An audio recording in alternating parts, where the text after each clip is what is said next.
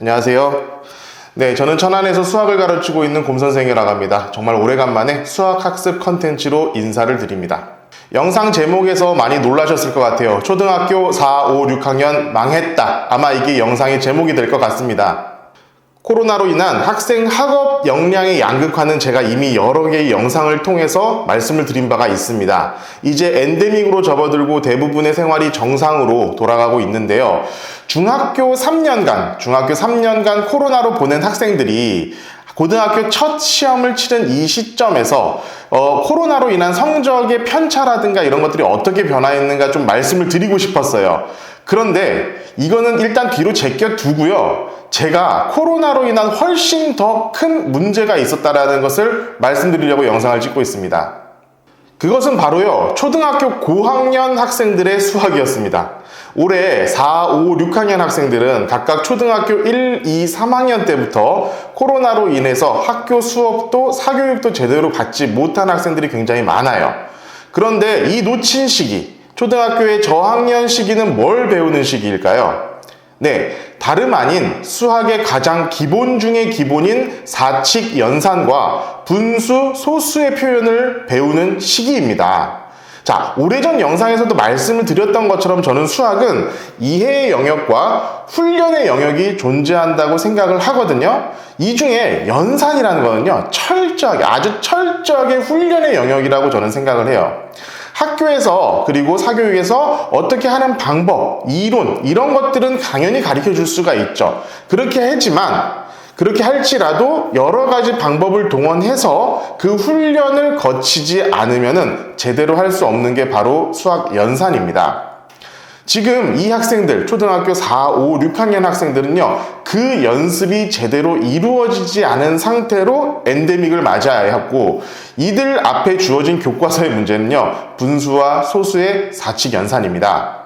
아니, 두 자릿수 곱셈도 제대로 못하는 학생들이 수두룩한데, 지금 이 친구들이 지금 어떤 상황이겠습니까? 진짜 그야말로 멘탈 붕괴 딱 그 상황입니다. 자연수의 더하기 빼기도 못한 학생들이, 분수가 뭔지도 잘 모르는 학생들이 뭘 건드릴 수가 있겠습니까? 당장 내년 후년이 되면요, 이 친구들 모두 중학생들이 됩니다.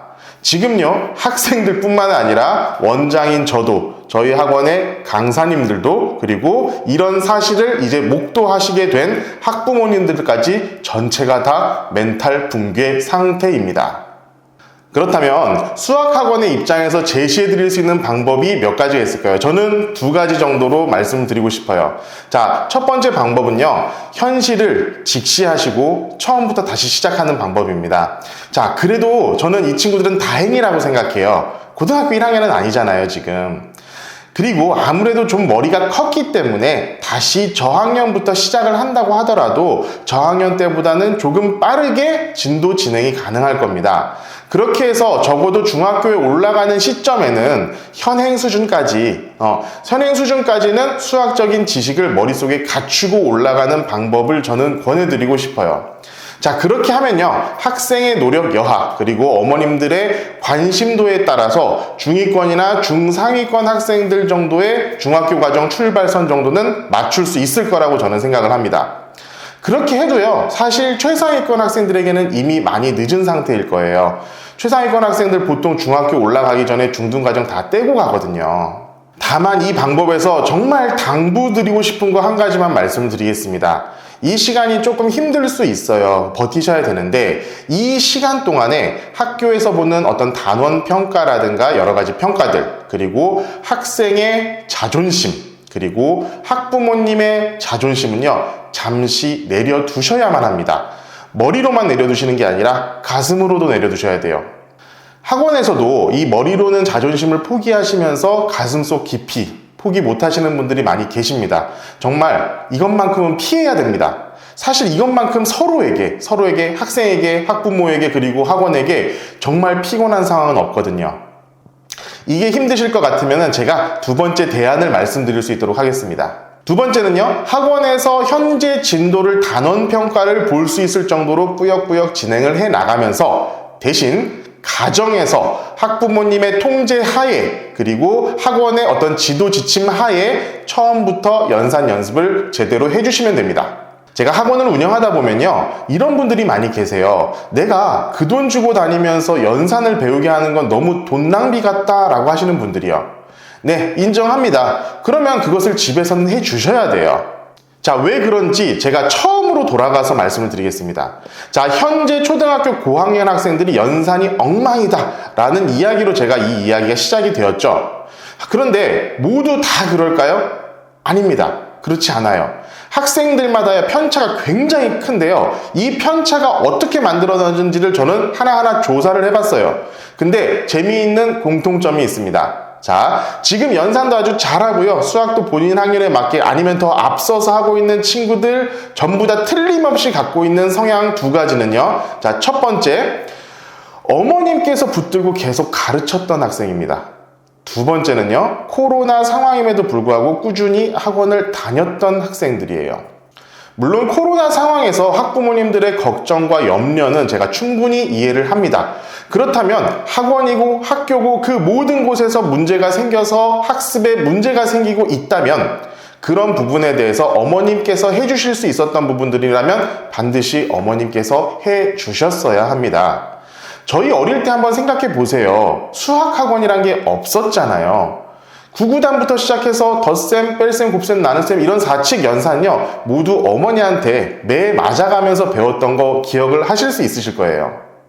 그런데 요새 학부모님들은 집에서 그걸 안 하십니다. 자, 맞벌이가 보편화된 이유도 있을 것이고 각각의 가정마다 여러 가지 사정이 있기는 있겠지만 결론은 집에서 하지 않았다입니다. 그리고 초등수학 연산 정도야 내가 충분히 할 수 있으니까 언제든 하기만 하면 된다는 생각도 있으실 거예요. 그럼 하셔야죠. 만약 집에서 못하는 상황이었다면 학원에서라도 할 수 있도록 하셨어야 한다고 저는 생각을 합니다. 자, 다시 두 번째 방법으로 돌아갈게요. 자, 만약 학원에서 연산 정도를 가르쳐주는 걸로 내가 학원비를 내는 것이 아깝다 싶으신 분들은요, 반드시 집에서 해주세요. 자, 솔직히 연산 정도요, 대부분의 학부모님께서 해주실 수가 있으십니다. 대부분 안 해주시는 게 문제죠. 자료나 이런 것들은 학원의 도움을 받으실 수도 있으시고요. 서점에 가시면 좋은 교재들이 굉장히 넘쳐납니다. 자, 그것들을 이용하시면 됩니다. 그렇게 많은 노력을 우리 학생과 학부모님께서 기울이신다면요, 따라잡을 수 있습니다. 충분히 가능하다고 저는 생각해요. 제가 두 가지 방법을 말씀드렸는데요. 이 두 가지 방법 모두 다 분명한 것은 학생과 학부모님의 노력 그리고 시간 투자가 반드시 필요하다는 것에는 변함이 없습니다. 제 오랜 경험상 초등학생의 학습은 학생이나 학원 강사 그리고 선생님의 의지와 관심, 노력보다는요, 확실하게 학부모님의 의지와 역할이 중요한 시기라고 저는 생각을 합니다. 그것을 잘 해주시는 부모님이 계시고요. 어떤 여러 가지 상황들로 인해서 못 해주시는 학부모님들이 분명히 계세요. 그런데 이 초등학교 6년간의 시간 동안 이 관심도의 차이는 대부분의 경우에 좁혀지지 않는 결과로 연결되는 경우가 많았습니다. 자, 물론 언제 시작해도 잘하는 천재 같은 애들이 있어요.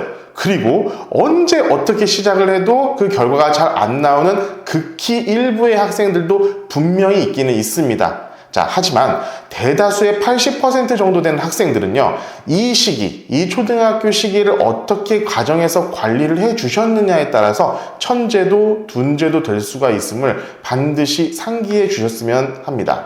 자, 이 사진은 인터넷에서 돌아다니고 있는 사진입니다. 이전 영상에서도 제가 대상은 중고등학생이었지만 이 코로나 시기에 벌어진 학업 격차는 절대 좁히지 못할 것이라고 말씀을 강조해서 여러 번 드렸습니다. 자, 수학이라는 과목이 그런 것 같습니다. 해야 할 시기를 놓치면요, 그 다음으로 넘어가는 것도 힘들지만 그것을 넘어서기 위한 노력은 제때에 들일 노력에 비해서 몇 배의 노력을 쏟아 부어야만 극복이 가능해집니다. 사실 중고등학생만 되어도 정말 힘들어요. 쉽지 않습니다. 그런데 아직 초등학생은 기회가 저는 딱 한 번 남아있다라고 생각을 합니다. 이 기회를 놓치시면요, 이젠 정말 불가능해지는 시기가 오게 됩니다. 그 시기를 적어도 제 영상을 보신 분들께서는 그냥 목도하지 않았으면 좋겠습니다. 오늘도 영상 시청해 주셔서 감사드리고요. 다음은 코로나로 인한 고등학교의 성적 이야기를 좀 해볼 수 있도록 하겠습니다. 이것도 굉장히 흥미진진하네요. 시청해 주셔서 감사합니다. 다음에 또 좋은 영상으로 인사드리겠습니다.